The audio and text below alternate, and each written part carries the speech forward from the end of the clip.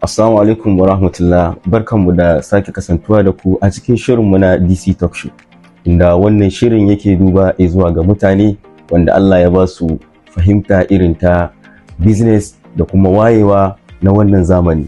A yau mun yi tattaki mun je mun zakulo muku fitaccen ɗan kasuwa wanda yake tafiyar da kasuwancinsa a harka ta wayewa. CEO barka da zuwa. Ɗan kashe daɗe, barka.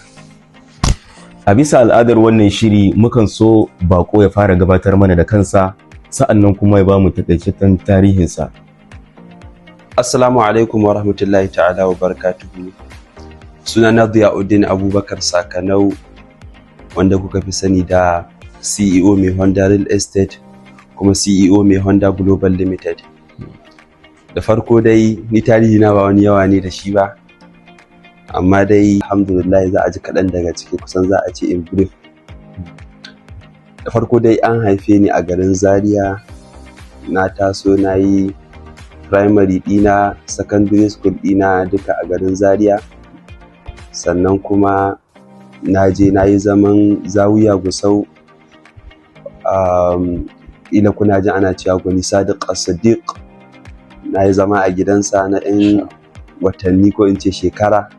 Daga baya na taso na zo nan, so asali na dai ba dan Zariyan bane, kusan haihuwa ta ce aka yi a Zaria, da aka haife ni a Zaria, kuma iyaye na asalin su 'yan garin Sokoto ne.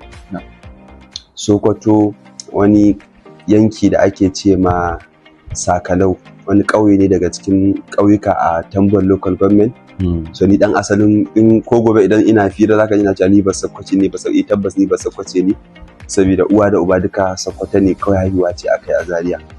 So bayan 'yan gwagwarmayar da aka yi, an zo nan Egypt kusan shekara 3 kenan, duka ba wani jimawa aka yi ba. So sakamakon yanayin rayuwa kuma ta sa aka shiga harkar kasuwanci har ake a matsayin da ake yanzu. Masha Allah. CEO, an sha gwagwarmaya. Duba da yanayin yadda ka fara gabato da tarihin rayuwarka, lallai an sha gwagwarmaya, musamman ta ɓangaren inda ka ce ka je ka yi karatu a wajen ɗaya daga cikin gwanayen Alkur'ani a Najeriya, Gwani Sadiq. Lallai an sha gwagwarmaya. An ɗan sha gwagwarmaya. Ko za a ba mu kaɗan daga cikin yanayin gwagwarmayar rayuwa da aka sha a lokacin haddan Alkur'ani? To gaskiya da yake na ɗan je kusan zance, ka san almajirantan ma akwai wanda za ka ga sun ɗan je da gatansu, kuma akwai wanda za ka kawai zuwa aka yi aka zubar da su. Tabbas. So gaskiya ta ɓarayin a ce gwagwarmaya abin da ya shafi rayuwa ko menene, kawai dai gwagwarmayan da zan ce kusa ita ce babban gwagwarmaya wacce ta ɗan ƙalubalance ni zan ce, shine zaman da na yi ba tare da iyaye ba for the first time. Na saba komai da komai a gida, ga mama ga baba da sauran 'yan uwa. So saboda ko da je can din na zauna, so ina ɗaya daga cikin almajirai masu gata za a ce. Sakamakon an kama min ɗaki ni kaɗai, kayan abinci komai nawa dai, bani da matsalan komai gaskiya.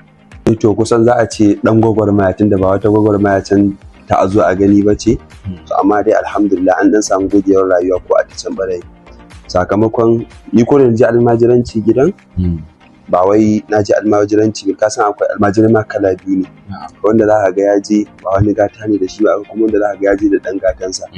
To alhamdulillah muna ɗaya daga cikin wanda muka je da ɗan gatan mu, duk da almajirin da za a ɗauke shi a kama mai ɗaki, a siya mai kayan abinci, komai a yi maka, kawai abin da ake so da kai din kai karatun. So kaga kusan ba wata duk wani gata da ake ba wa ɗan adam an baka domin kai karatu. Mahaifina mutum ne mai son na yi karatu, kuma har gobe in zai kira ni ya san ina kasuwanci, amma abin da yake fara ce min karatu. Ya karatu. So ni kuma gaskiya ba mutum ne mai son karatu. Kuma dai mutum ne mai son na samu kuɗi tun farko, haka nake, amma ta dalilin yana so din nan, ana ɗan ƙoƙari ana yi, kuma aka ɗan yi ana kan yi. To kusan ɗan shi ne ɗan gwagwarmayar da aka samu gaskiya. Da aka je an ɗan yi abin da ya dace, kusan na gaya maka wata 10 zuwa 11 ne kawai ne a gidan, sakamakon zuwa na nan Egypt. Na je can da nufin na yi hadda kamar yadda na gaya maka a gida, na je in ɗan gyara haddanka a wajen gwanaye. Saboda kowa ya san hadda irin ta zauri, ba hadda bace mai tatbiki. hadda ce kawai za a yi ta karatse. So na je can da nufin dan gyara tatbikat dina, kuma sai Allah ya cewa ba wai zan dade a can bane. Bara ka jima a can ba, za ka tawo nan kasar Egypt. Ina ga maraban komawa na gida, daga komawa na daga Zamfara in dawo nan Zaria zuwa nanin Egypt, ina kaman kwana 23 ne kawai. Lallai ba tazara sosai. Ba tazara sosai. To ban wani zauna a gida ba, ina dawa kuma Allah ya yi nan dan zan. So shine kawai dan gwagwarmaya da aka yi, ba wata gwagwarmaya. Ba dan gwagwarmaya bane, duba da yanayin yanda ka ba da tarihi. CEO, za mu iya cewa yanzu ga ka tsinci kanka a ƙasar Egypt, ana yin karatu kuma ana yin business. Za mu so mu ji da wace irin sana'a ka fara a rayuwarka. Kusan tun ina gida Najeriya na yi sana'o'i kala-kala. Don sana'ata ta farko a duniya zan iya ce maka ɗinkin hannu ne. Wanda ya san Zaria su ya san gari ne na ɗinkin hannu, ɗinkin rumi. Irin ɗinkin nan da za ka ga ana yi. Ɗinkin hannun da ake yi.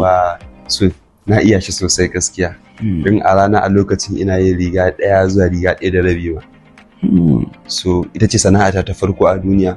Sannan zuwa nan Egypt kuma ba da sana'a na fara ba. Na fara ne da aikin wani restaurant na 'yan Najeriya ce lokacin. So zuwa na yi delivery ɗin abinci, na dafa abincin ma wani lokaci. So da wannan na fara gaskiya. Zan yi shekara ta 1 ina harkan delivery ɗin abinci a nan ƙasar Egypt. A nan Egypt. Lallai ba ƙaramin gwagwarmaya ka fara da shi ba a nan ƙasar Egypt. To gaskiya, to baicin na gama na daina aiki a wannan restaurant din. Sai na zo na fara harkar abaya. Na zo ina harkar abaya, kusa ita ce sana'ata ta biyu, din da ita mutane suka sani.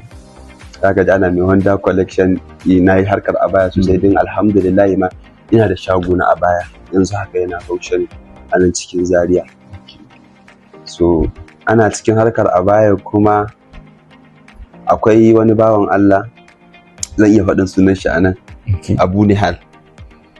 Lokacin wajen delivery ɗin abinci na haɗu da shi, abinci na je kai mai, sai ya saving number ɗina.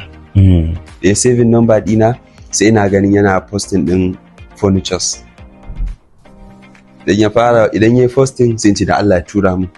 Sai na shi kuma ba wai mutum bane mai social media irin TikTok ko wani guri haka. Baya social media. Baya so, kawai iya status ɗin shi na WhatsApp. Idan ya tura min, ni kuma sai na je na yi editing. Saboda na ɗan san harkan editing haka ko menene, sai na je na yi editing, na yi posting a TikTok ɗina kuma na sa a status. Idan mutane suka tambaye ni suna so in mai magana, in ce mutane na samu request, mutane suna son gadaje kuke so, kujeru kuke so, me kuke so, sai in kira shi, ni da shi muke wannan. Sai ya faɗa min. Shi kuma a lokacin mutum ne mai abubuwa da yawa, amma alhamdulillah Allah ya saka masa da alkhairi. Kusan ya bani gudunmawa sosai shi ma gaskiya, don da duk kome yake da zarin ya gana mai message zai duba kuma ya bani amsa. In farashi ne ya faɗa mai, in shifin ne ya ce min kaza ne, kujera kaza zai kai ta.